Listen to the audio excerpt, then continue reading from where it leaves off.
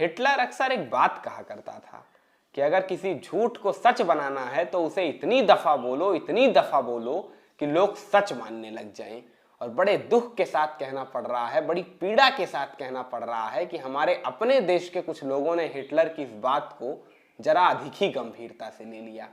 नेहरू के विषय में पिछले 60 वर्षों से, 6 दशकों से इतने झूठ गढ़े, इतने मिथक बनाए कि हमारे इतिहास का झांकता वो सुंदर नैतिकता से भरा नेहरू, जिसके विषय में कभी अटल बिहारी वाजपेयी ने कहा था कि वो मानवता का सबसे बड़ा गीत है, वो मानवता का गीत मौन हो गया। वो सच्चा नेहरू कहीं खो गया और रह गया तो बस झूठों और मिथकों के साथ बना एक झूठा नेहरू। लेकिन आपकी जानकारी के लिए बता दूं, अगर किसी फूल की खुशबू छिपाने के लिए आप उसे जमीन के भीतर पैबस्त करने की सोच रहे हैं तो उस फूल को चाहे जितना गहरा पैबस्त कर लीजिए, चाहे जितना गहरा गाड़ दीजिए, वो फूल बीज बन के एक दफा फिर जमीन को फोड़ के प्रस्फुटित होगा और अपनी वही खुशबू माहौल में बिखेर देगा जिस खुशबू को छिपाने के लिए कभी आपने उस फूल को जमीन के भीतर पैबस्त किया था। और इतिहास की उसी खुशबू को महसूस कराने के लिए आज का ये वीडियो आपके सामने आया है। आज के इस वीडियो के जरिए आप नेहरू और सुभाष के रिश्तों की हकीकत समझने की शुरुआत करेंगे। जी हाँ, शुरुआत, क्योंकि नेहरू और सुभाष के विषय में तो इतनी बातें हैं कि आपको सच्चाई समझने में जरा थोड़ा वक्त तो लगेगा। बस 2 मिनट आपका चाह रहा हूं, 2 मिनट ध्यान से मुझे सुनिए। 2 मिनट के भीतर कुछ टूटेगा आपके भीतर से, आपके मानस के बीच बनी कुछ तस्वीरें चिटकेंगी, तय है। भारतीय राजनीति में तो आपने खूब जोड़ियां देखी होंगी, लेकिन भारत को आजादी दिलाने वाली राजनीति की अगर कोई एक जोड़ी थी जिसे जय वीरू की जोड़ी कहा जाता था तो उस जोड़ी का नाम था नेहरू और सुभाष की जोड़ी। कुछ टूटा, नहीं टूटा तो अब टूटेगा। नेहरू और सुभाष यानी वो दोस्त, वो 2 यार जिनके सबसे बड़े आदर्श हुआ करते थे गांधी। नेहरू यानी विदेश से पढ़ के आने वाला वो लड़का जिसके पिता इस देश के इतने धनाढ्य वकील थे, इतने अमीर वकील थे कि पूरब का ऑक्सफोर्ड कहे जाने वाले इलाहाबाद का पहला घर अगर कोई था, जिस घर में बिजली आई थी, जिस घर में पानी आया था, जिस घर में कार आई थी, तो वो घर उसी लड़के का था। लेकिन इस इतनी अमीरी के बाद, इतने प्रभुत्वशाली परिवार से आने के बाद भी वो लड़का रेलवे के 3री श्रेणी के डब्बे में सफर कर रहा था, मूंगफली खा के दिन गुजार रहा था, गांव की पगडंडियां नाप के किसानों का नेता बन रहा था, तो सिर्फ इसलिए क्योंकि उसके राजनीतिक गुरु गांधी ने उसे ये सब कुछ करने को कहा था। और दूसरा, बंगाल से आता था। वो बंगाल जिसका सपना दिखा के सिंगापुर के चुनाव लड़े जाते थे। कहा जाता था सिंगापुर में हमारी पार्टी को चुनाव जिता दीजिए तो हम सिंगापुर को बंगाल बना देंगे। उस बंगाल से आता था। अमीरी नेहरू के परिवार से किसी तरह से कम नहीं थी। उस दौर की सबसे बड़ी प्रभुत्वशाली नौकरी आईसीएस को लात मार के सुभाष ने राजनीतिक आंदोलन का रुख किया था, इसलिए चूंकि देश की सेवा करना सबसे बड़ा लक्ष्य था। और रही बात गांधी का विरोध, तो गांधी के विरोध का आईना दिखाने वाले लोग आपको ये नहीं बताते हैं कि जिस महात्मा गांधी ने सुभाष चंद्र बोस के लिए कांग्रेस के रास्ते बंद कर दिए थे, जिस महात्मा गांधी ने सुभाष चंद्र बोस के लिए कांग्रेस अध्यक्ष के तौर पे काम करना असंभव बना दिया था, उस महात्मा गांधी को राष्ट्रपिता कहने वाला कोई एक आदमी अगर था तो उसका नाम था सुभाष चंद्र बोस। सुभाष बोस वो पहला नाम था जिसने रेडियो से, बर्मा से महात्मा गांधी को राष्ट्रपिता का संबोधन दिया था। क्या कहेंगे आप? कुछ टूटा, नहीं टूटा तो अब टूटेगा। सुभाष के लिए नेहरू क्या मायने रखते थे, ये आप इस बात से समझ सकते हैं कि जब सुभाष अपना सबसे बड़ा सपना जी रहे थे, अपना सबसे बड़ा सपना बुन रहे थे, आजाद हिंद फौज के जरिए ब्रिटिश लड़ाकों को मात दे रहे थे, तब भी उन्हें अपने उस दोस्त नेहरू की याद थी, अपने उस दोस्त नेहरू का स्मरण था। और अपने उसी दोस्त नेहरू का स्मरण जिंदा रखने के लिए आजाद हिंद फौज की सबसे बड़ी ब्रिगेड का नाम रखा था नेहरू ब्रिगेड। क्या कहेंगे आप इसे? नहीं टूटा कुछ, अब टूटेगा। सुभाष चंद्र बोस के प्रेम की अंतिम निशानी उनकी बेटी अनीता बोस। जब अनीता बोस के ऊपर से सुभाष का साया हटा तो अनीता अनाथ हो गई। क्योंकि अनीता के ऊपर हाथ रखने वाला ना सुभाष का परिवार था, ना सुभाष का भाई था, ना सुभाष का छोटा भाई था, ना सुभाष के चाचा थे। सुभाष के पूरे परिवार ने अनीता बोस से रिश्ता तोड़ दिया था। लेकिन तब सुभाष की बेटी का ख्याल रखने का जिम्मा नेहरू ने अपने कंधे उठाया था। आज़ादी के बाद जब नेहरू प्रधानमंत्री बन चुके थे तब भी उन्हें ख्याल था अपने उस दोस्त सुभाष की बेटी का, और अपने उस दोस्त सुभाष की बेटी की पढ़ाई से लेके उसके बचपन के लालन पालन का जिम्मेवार कोई एक आदमी था तो उसका नाम था पंडित जवाहरलाल नेहरू। क्या कहेंगे आप? कुछ तो टूटा होगा।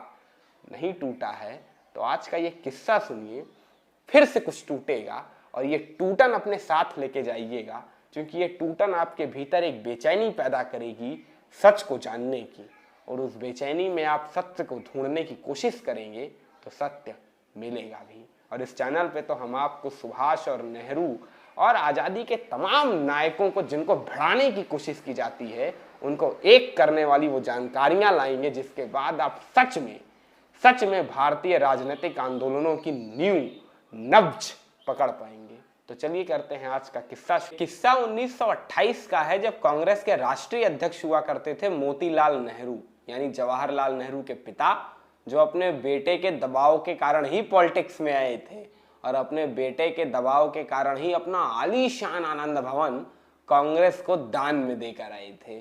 तो मोतीलाल नेहरू जी नेहरू रिपोर्ट पे काम कर रहे थे। नेहरू रिपोर्ट यानी एक तरीके का स्थायी विधायी कागजात समझ लीजिए आप, जो अंग्रेजों की चुनौती का जवाब देने के लिए तैयार किया गया था। क्योंकि अंग्रेजों ने एक दफा चुनौती देते हुए कहा था कि मान लीजिए हम भारत छोड़ तो दें, लेकिन अपना देश चलाएंगे कैसे, पहले हमें इसका सबूत दीजिए, एक रिपोर्ट तैयार करिए कि आप अपना देश ब्रिटिश क्राउन के अंतर्गत कैसे चलाएंगे। तो मोतीलाल नेहरू जी उसका मसौदा तैयार कर रहे थे और उस मसौदे पे स्वीकार्यता का ठप्पा लगा था महात्मा गांधी का। महात्मा गांधी जो उन दिनों देश के सर्वमान्य नेता स्थापित हो चुके थे। गांधी के एक बुलावे पे करोड़ों लोग गांधी के पीछे चलने को तैयार हो जाते थे। गांधी के एक इशारे पे हड़तालें हो जाती थी, एक इशारे पे आंदोलन खड़ा हो जाता था।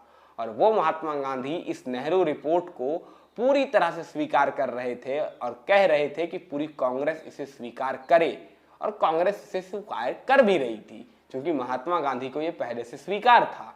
लेकिन जिन दो चेहरों ने इसके खिलाफ बगावत का बिगुल छेड़ रखा था, वो दो चेहरे एक दफा फिर कांग्रेस के वही दो जय वीरू, वही दो युवा तुर्क नेहरू और सुभाष थे।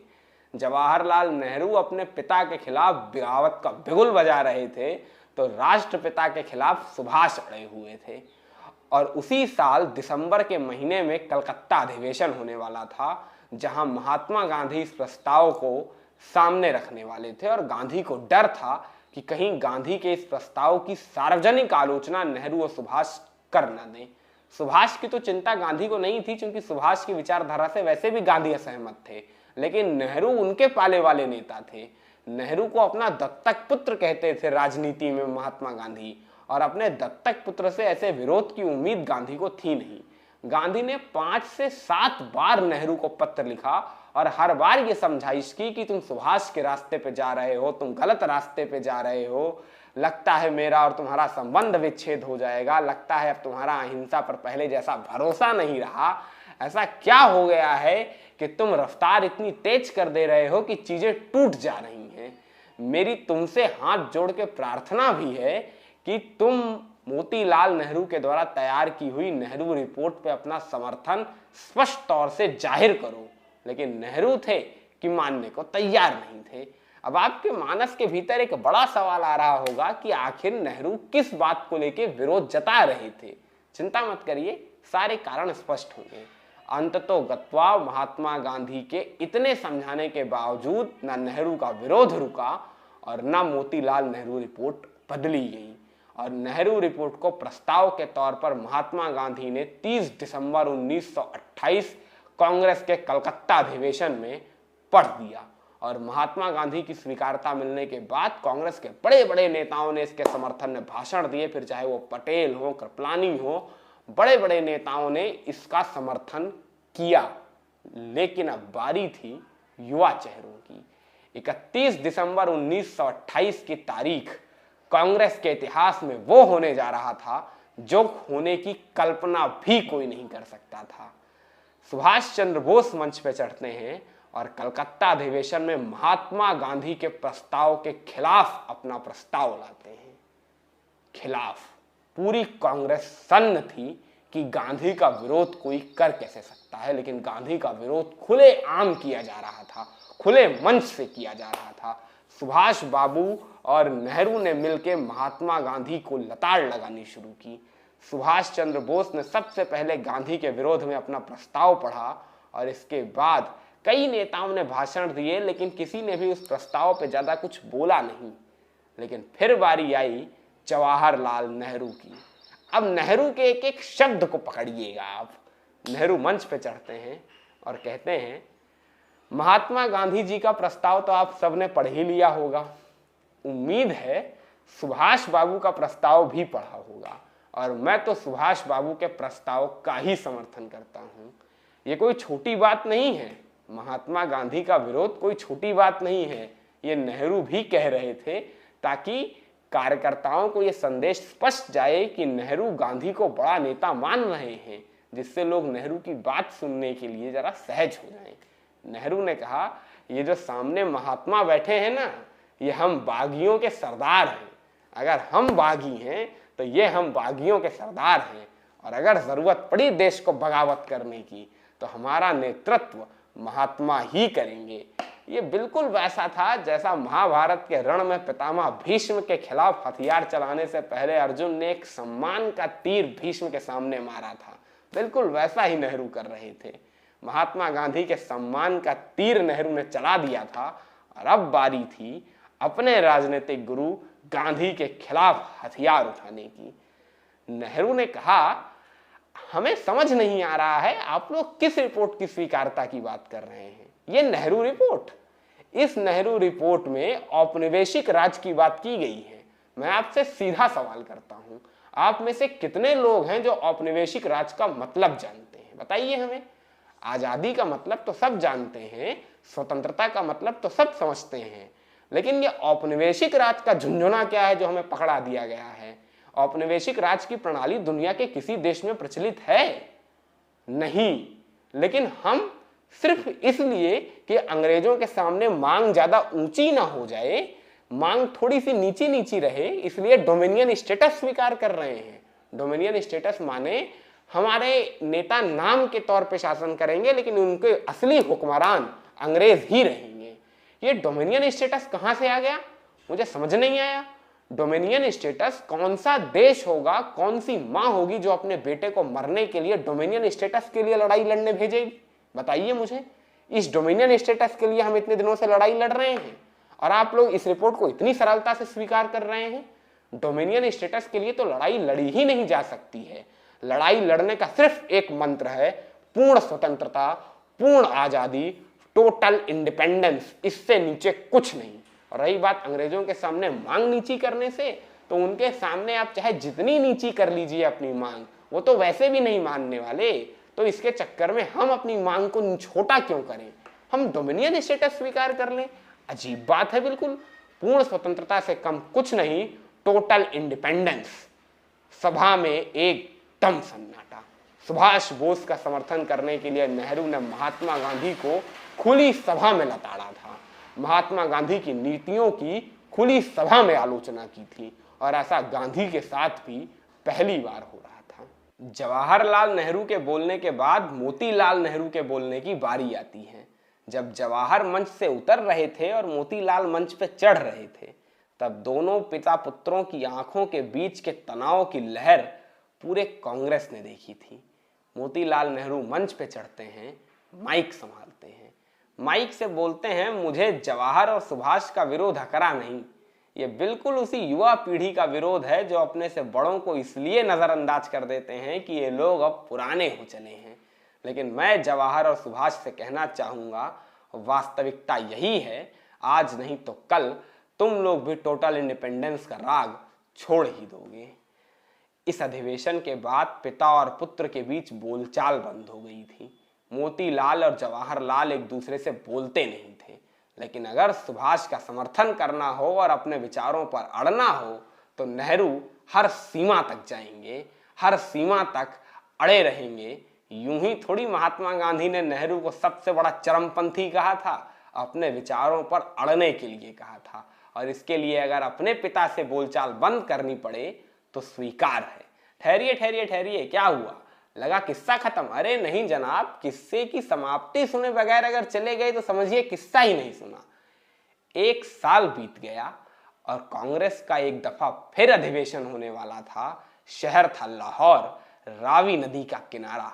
रावी के किनारे लाहौर अधिवेशन स्थापित हुआ और इस अधिवेशन में अध्यक्षता मिली जवाहरलाल नेहरू को। नेहरू अध्यक्ष बन चुके थे, लेकिन 1 साल पुराना वो टोटल इंडिपेंडेंस का बिगुल उन्हें याद था, और अध्यक्ष होने के नाते सुभाष के उसी प्रस्ताव को अपना प्रस्ताव बना के नेहरू कांग्रेस में रखते हैं, और अध्यक्ष के द्वारा लाए गए प्रस्ताव को देख के पूरी कांग्रेस उस प्रस्ताव के समर्थन में खड़ी हो जाती है। यह प्रस्ताव पास होता है और इसके बाद कांग्रेस पूर्ण स्वतंत्रता के नारे के साथ आजादी के आंदोलन में कूदती है। ये नई कांग्रेस थी जिसके नेता थे जवाहर और सेनापति थे सुभाष। और नेहरू और सुभाष के नेतृत्व में चली इस कांग्रेस ने इस देश को क्या क्या दिया था, कैसे आजादी दी थी, वो सब इतिहास है। नेहरू और सुभाष का ये किस्सा कैसा लगा, नेहरू और सुभाष से जुड़ा ये वीडियो कैसा लगा, कमेंट सेक्शन में कमेंट लिख के मुझे जरूर बताइएगा। अगर अच्छा लगा हो तो लाइक करिए, शेयर करिए, चैनल को सब्सक्राइब करना मत भूलिएगा। पॉलिटिक्स, क्योंकि ऐसे ही इंटरेस्टिंग पॉलिटिकल एनेक्डोट्स लगातार